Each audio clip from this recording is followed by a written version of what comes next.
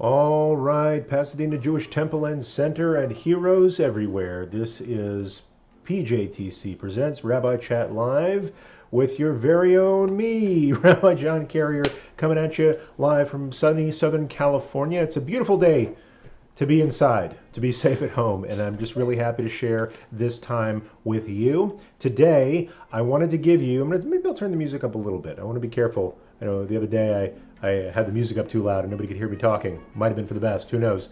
But today I want to make sure I share with you my number one all-time favorite Passover cleaning hack. And so this was shared with me by my rabbi about, I'm going to say about some years ago, some 8 or 9 years ago, and it's served me well ever since, and I want to share that with you here live. I know some of my students who may be joining us. I see D. Willexen is in the house, and Nawa64 is there on the Twitch. Let's take a look over on the multi-chat.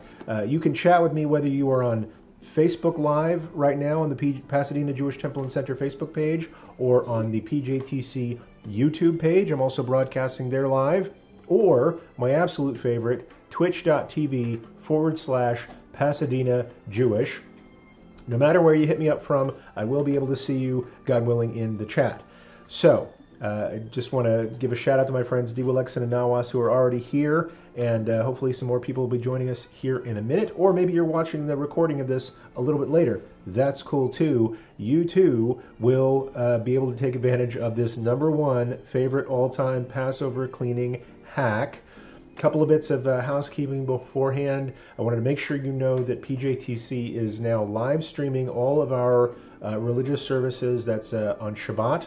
We have services at 7:30 on Friday evening, and on Saturday morning we have a Shabbat service Saturday morning at 9:30. Those are both Pacific time. See Kay Dixie is here saying hi, Twitchers. Nice to see you all. So every Shabbat, Friday night 7:30 Pacific, Saturday morning 9:30 Pacific. Feel free to join in with us. We have a special thing with, I think it's called Stream Spot. I think that's what we use. So Stream Shot is there. Triggers and Viv is in the house. Nice to see you.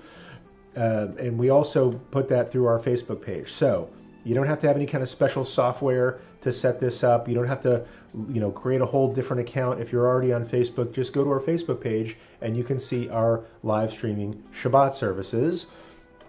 Recently, we've had to make a switch where it's, we had a kind of a dual audience, like a hybrid thing going on, where we had people coming in live and we were streaming. Now we are only streaming. So this was a very hard decision on our part, as it was for many synagogues, but it's the safest way to be right now. That's what we're convinced, is you can join us only through streaming at this point. We're not having any, let's say, regular folks coming at services. I'll say it was in the top 5 worst rabbinic moments for me was when we advertised this, we let people know we're streaming, we're not letting people in to be at the services physically, and there was one person who didn't get that message who really wanted to be at services that day, and we had to turn him away. Again, not because we wanted to, but because that was the right thing to do. That was a very hard moment, but we got a lot of hard moments these days, so that's what we have to do to keep each other safe. So the good news is you can still join us every Friday at 7:30 and Saturday at 9:30. And starting next week, and only for a couple of weeks we're going to do this, we're also having Passover holiday morning services will also be live streamed. So I want to say it's Thursday and Friday of next week. We'll be having Passover holiday services at 9:30 a.m. Pacific time on Thursday and Friday. And then the following week, the last 2 days of Passover, we'll do the same thing. So that's what we're doing. It might be a good opportunity for people if you've never been able to go to a Passover morning holiday service before. This will be your very first one. Shehechianu. That's a good thing. What I really love about this community that I've been live streaming with for a while, and with PJTC more recently, is how kind everybody is here to each other. I've got people in the chat saying, is everyone doing okay? People are sharing, status quo okay here so far. I think many of us, and I'll just share from my own experience, starting to hit kind of a stride in a way. Those first couple of weeks were a real transition from the way we were used to living. Now we're in week number 3 of safe at home. Our kids have been off school for a couple of weeks now, and this is near, I guess tomorrow is the end of week number 3. Feels like way longer. I'll be very honest about that. And we've got way longer to go. I think the recommendation in California here by the governor and the state superintendent of schools, they're leaving I think the final decision to the local school districts, but the state superintendent of schools in California has suggested that we do not plan to be back in the building, the school building this year. They're still making great strides and great allowances for students to learn from home. But schools are not going to be open for the remainder of the year. It's probably going to happen where I live as well. And so we're in for the long haul.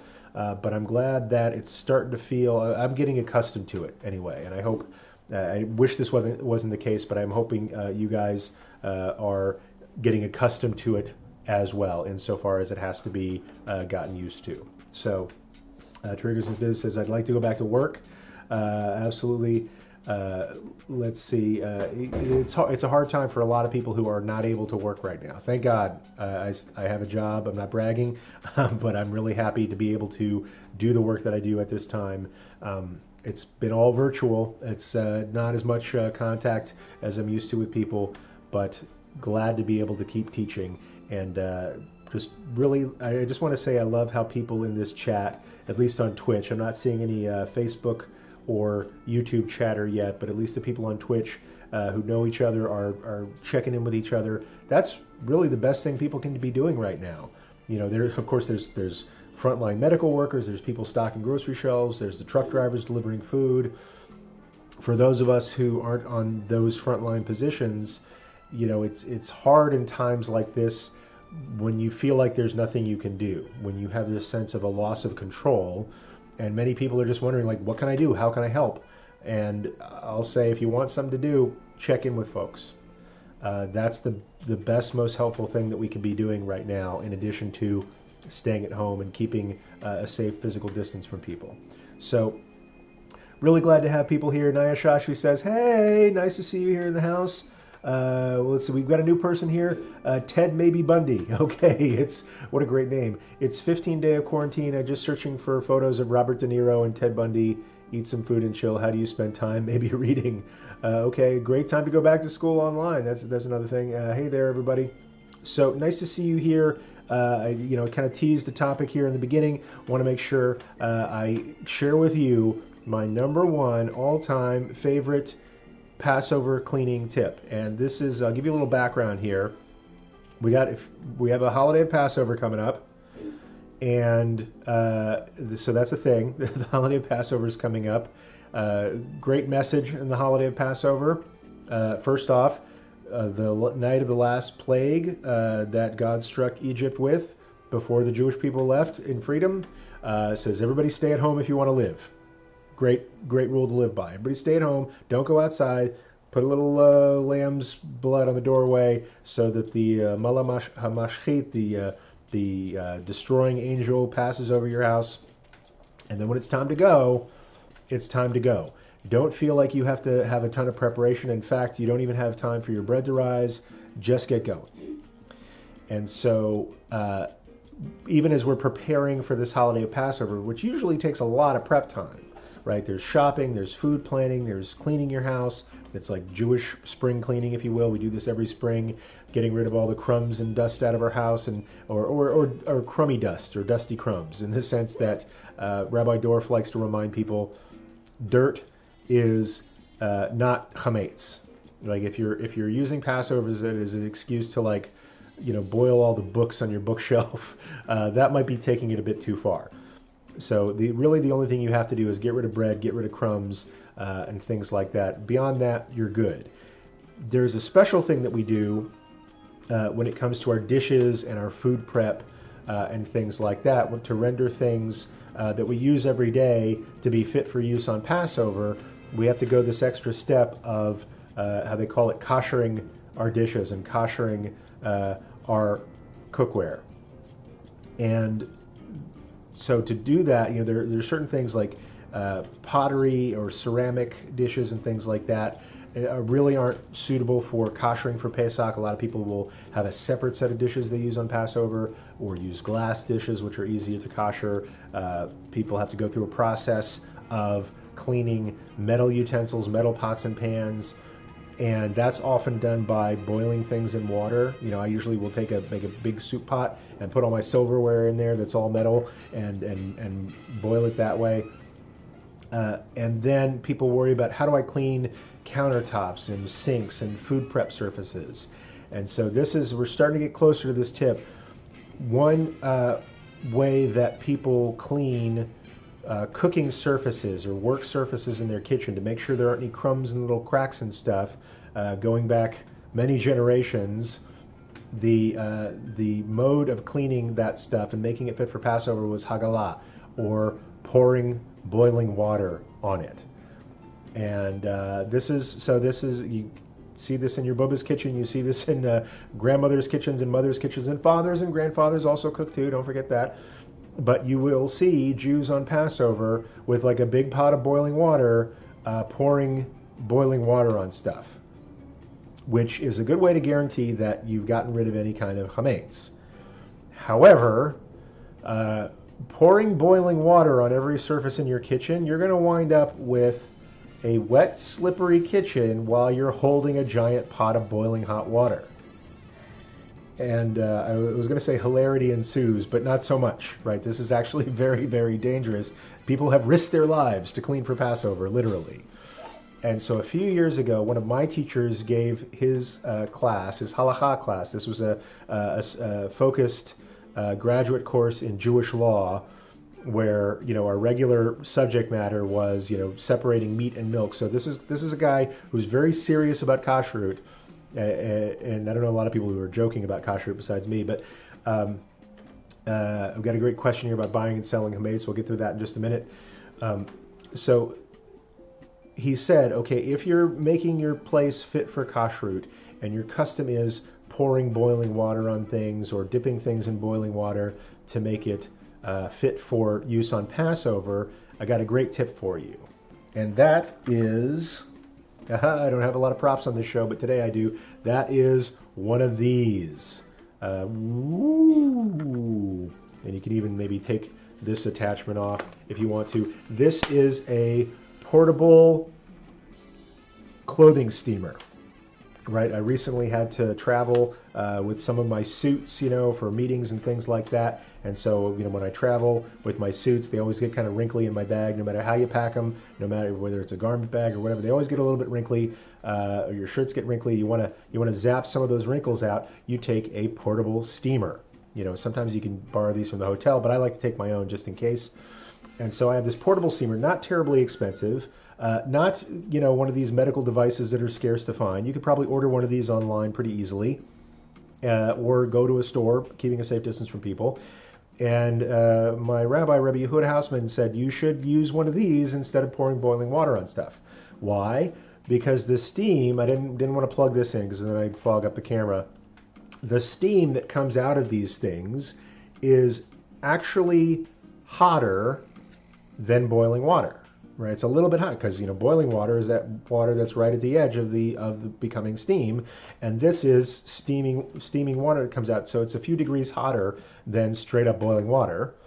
So if you're using the heat of the boiling water to kosher things, this is actually hotter, and all you have to do is, you know, get a good steam going from this and kind of wave it over your countertop, right? And so you get, you know, sufficient superheated water over those surfaces without the risk of carrying a big pot of boiling water around everywhere. You won't get it on the floor. You won't create a mess. You won't create a slipping hazard.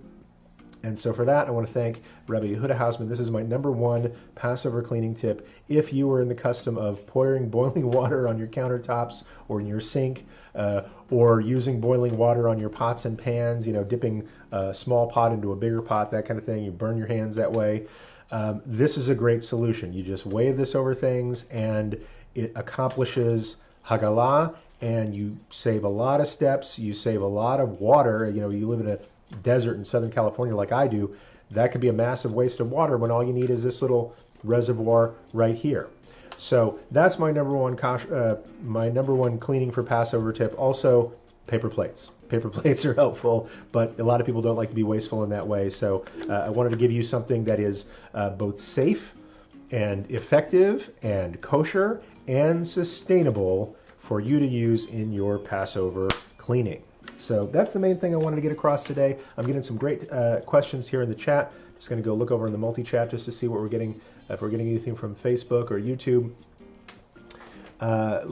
Triggers and Viv says, people are first off. People are asking about selling and buying of chametz. So this is something that we're sending out very soon in Pasadena. Just to give you a little bit of background, if you've ever heard people selling chametz or buying chametz, first off, you should know about chametz. That's what we're getting rid of with the clothing steamer. Chametz is leavened bread. It just says in the Torah, for 7 days you will not eat chametz or see chametz or own chametz. And that's that's part of the way that you observe the holiday of Passover. And so, you know, I'll say the easiest thing is not to eat it. You see it, don't eat it. Although, you know, I like carbs as much as the next guy. Maybe eating it's not so not eating it's not so easy. But it's simple in that, okay, if you see a piece of bread, don't eat the piece of bread. But you shouldn't see a piece of bread. You should hide it. You should ideally get rid of it, so that you don't either see it or own it. Here's the problem, and this is a problem that's been recognized since the time of the Talmud. Maybe you are on the original case that was cited. I think it was in the second Shabbat, like 139b, somewhere around there. There was a Jew who was on a long sea voyage, and it so happened that the voyage was extended over Passover, and he had to pack his own food because, you know, I guess he was in steerage or whatever. So he packed his own food.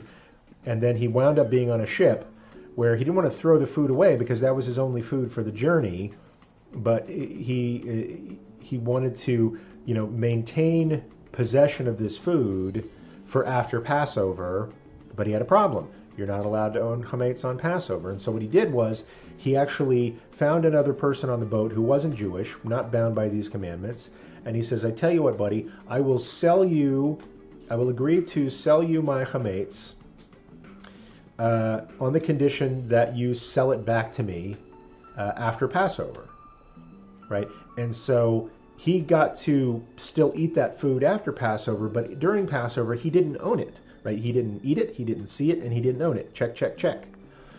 And so from that, a custom emerged of Jews who had a lot of chametz, and just throwing it out would cause an economic hardship for them. Like, let's say you own a bakery and you've got flour that you bought to store for the next year. Throwing all that flour out would put you out of business. And so, or let's say you own a bar or a distillery, right? And you make a lot of whiskey, and you've got this stuff, especially if you're making the good stuff from Scotland or something. You've got this stuff that's in the casks for years and years and years. And just pouring it out because it's Passover won't just hurt your business this year. It'll ruin your livelihood for years to come, right? And it's not just about, you know, making the profit. It's about you won't be able to feed your family if you throw out all your stock. Or I know a lot of people in the Southern California area help stock food kitchens, for example, right? And so if you just, you know, you're taking donated food to feed to people who don't have any food at all, throwing out all that bread is going to not allow you to serve the people that you're serving and doing a mitzvah for. And so how do we get around this? Well, today we've extended this practice of selling your chametz.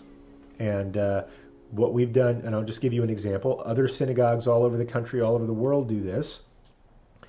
Even like the state of, I was reading an article about how the state of Israel, let's say the corrections board that stores all the food for their prisoners, you know, they have a lot of food stored at once, and there's like a particular guy, the particular hotel owner that they sell it to, transfer ownership to for a short period of time, and then he transfers it back, and that way they're able to feed everybody they're responsible for without a huge, you know, risk to the taxpayers of Israel.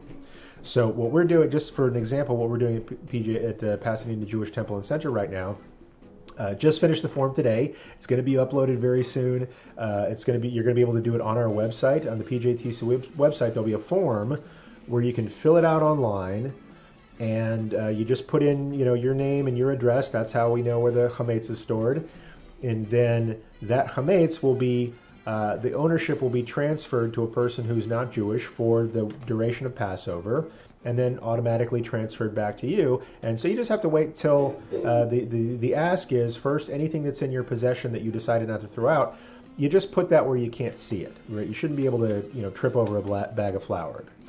So just store that someplace in your garage or in a closet where you're not going to wind up tripping over it. Somebody asked me the other day about what if it's in the freezer or in the fridge, and I still can't throw it out, but it's in a place where I'm probably going to see it when I open the door. And I said, kind of double bag it or wrap it in an opaque container or something, just so that you can't see the chametz itself that's in the bag. And so put that stuff away. Go to the PJTC website. We'll also, I think, be sharing this in PDF. So if you can't do it on the website, you can just fill out a piece of paper and send it to us. And that way, any chametz that's in your possession won't be in your possession during Passover, and then will be back in your possession, lickety-split, auto-magically, as soon as Passover is over. I always say, if you're selling your chametz, wait till the end of Passover. Wait till Tzedek HaChavim, the 3 stars are out, before you start making any of that chametz. If you want to order pizza, order pizza. But if you're using your own chametz, just give it a little bit of time just to make sure that you're not eating it while Passover is still in. So that's why we do that particular thing. And the practical how to do it is keep an eye on, I always recommend people subscribe to the PJTC email list. Go on our website. There should be a little form there. You say, hey, please add me to the list. And then we'll be sending out information on how to sell your chametz. And you just have to get it done, let's say before, sometime Wednesday morning at the latest. I think it's 10 a.m. Wednesday morning or noon Wednesday morning. That's when the sale is effectuated. So if you can, you'll find out either PDF form or online form that you can do it, and then just get it done before Wednesday morning, and you're fine. I will add one little thing there, just so people aren't surprised by it. Because PJTC is, we'll say, brokering this transaction for you, it's also a custom of longstanding to give a little bit of a donation to the institution that's brokering the transaction. As far as the sale of chametz itself, no money changes hands. The person doesn't, pay you for your chametz. It's an understanding that they'll sell it back to you for the same price, so no money changes hands, no chametz actually moves physically.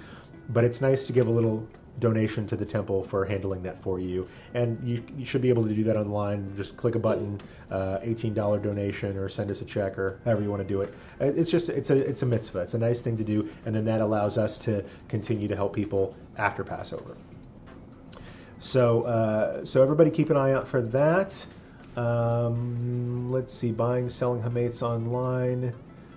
Triggers and Viv says, does a rabbi have to agree to that? We don't have one. Look, it doesn't necessarily need to be a rabbi who's involved. It's usually rabbis who are involved in the transaction, just because we know the rules of the transfer and things like that. But if it's possible to do, if you don't have a rabbi around to do it, you can still undertake this transaction. And it just happens to be that I am a rabbi and I wrote the form, but it doesn't have to be a rabbi supervising it, or it's not kosher. You can do it however you have to do it. As somebody said in the chat earlier, desperate times, desperate measures, and that's certainly true. Let's see. Steamer makes koshering much easier. I'm glad people said that. Triggers a bit asked, can you cover your counters with foil? Saw it in a program recently. So I'll say yes, that's also a very common Passover, cleaning for Passover practices.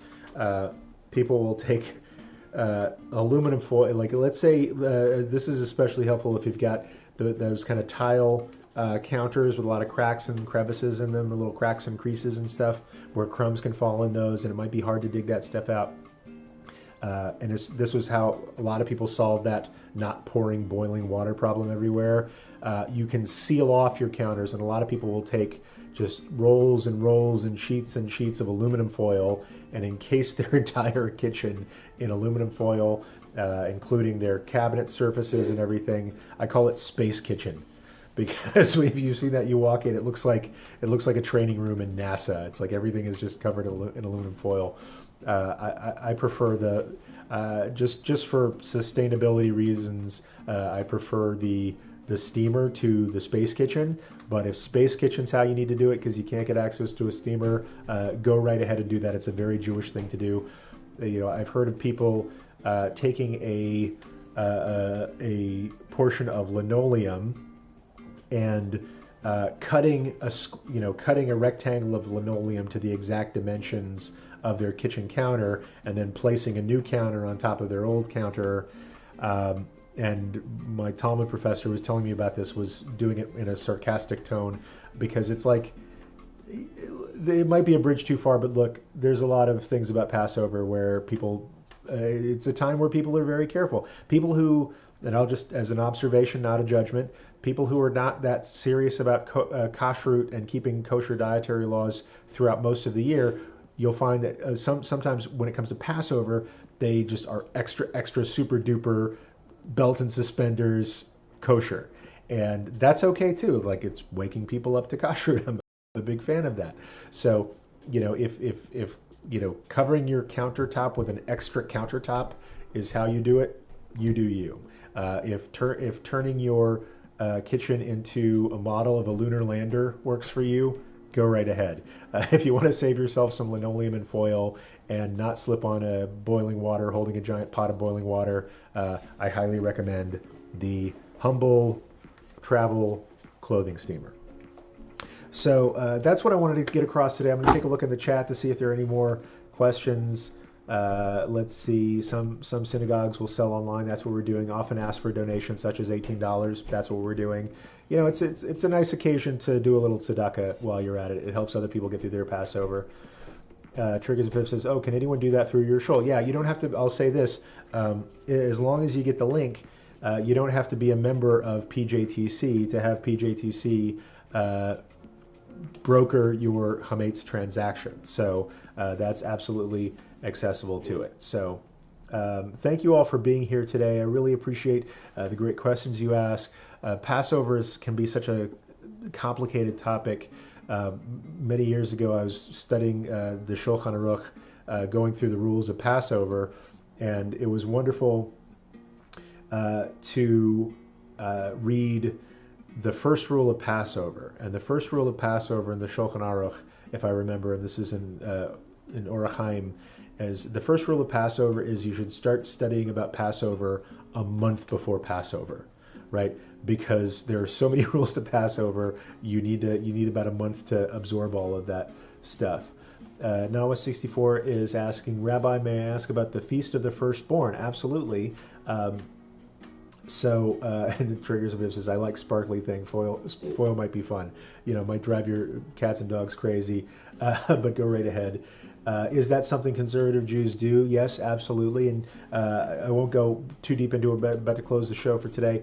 But yes, look up information about the Feast of the Firstborn. Often in recognition of that last plague that initiated Passover was the firstborn of all living creatures in Egypt being killed, and the firstborn of the Hebrews were spared. And so from that time, maybe not from that very moment, but over time we evolved this custom of the firstborn of every family fasting on Erev Pesach, right? And so yeah, I'm sure you could. My kids are chiming in here. And so that is a thing that people do. It's also a thing that people, so it's the fast of the firstborn, not the feast of the firstborn. Do not confuse those two things. So it's the fast of the firstborn, and just as customary as observing that fast is the custom of avoiding that fast in a very specific way. And so there's a tradition that when you do a significant amount of learning, let's say you learn a whole book of the Bible, or you learn a whole tractate or a masechet of the of the Talmud or a whole order of the Mishnah, pick something that's significant, that takes more than a day to do. There's a custom that when you conclude a significant portion of learning, you have what's called a siyum, or sort of a conclusion ceremony, and part of the siyum is eating. Part of the siyum is a seudat mitzvah, like a meal of celebration of finishing that learning. If you heard recently when Daf Yomi ended and began again, they had siyum hashas, these big parties where people celebrated finishing the entire Talmud. And so I first learned about the feast of the fast of the firstborn. I was the lastborn, so I never got to participate in that stuff. But I first learned about the fast of the firstborn from somebody who was studying Masechet Pesachim, the tractate of the Talmud that deals specifically with Passover. And I said, so why are you doing this learning before Passover? He says, I'm doing it so that I don't have to fast. And so he said, I decided that I would spend a month learning this tractate of the Talmud so that on, Erev Pesach, I could hold a siyum and I could eat that day. So just as it's a good thing to do that fast in commemoration, if it prompts you to do some Torah learning, that's a good thing too. And so I've met a lot of firstborn folks who every year at this time are engaged in some Torah learning. So that's a good thing too. So, whatever is manageable for you, if it's reading through one book of the Tanakh, or if it's, studying a particular, like a chapter of Mishnah, whatever is significant for you, have it so that you conclude it on the day before Passover starts, and that way you don't have to do the fast. So with that, I'm going to go ahead and conclude this broadcast. And yes, it's absolutely something conservative Jews do. I learned it from a conservative Jew. Again, that's never something I've had to pay much attention to because lastborn, baby of the family, it is what it is. Not complaining. It's actually been a pretty good ride. So with that, I'm going to go ahead and wrap up our learning for today. I should let you know that this wasn't expected, but tomorrow we won't have this 3 o'clock broadcast. Still be doing Fun Friday on a different channel, but we won't be having this learning on the PJTC channel tomorrow because we've had a funeral come up. Somebody who lived a great life of 93 years, 71 of those married to the same person, passed away recently, and her funeral is at 3 o'clock tomorrow. So I won't be live, but if this is all the learning together that we do this week, I feel pretty good about that, Dayenu. And so if I don't see you tomorrow, I'll wish you all a Shabbat Shalom. And I hope I see you again before Pesach. But if I don't, Chag Sameach. Have a great Passover. And until next time, Pasadenians and heroes everywhere, peace.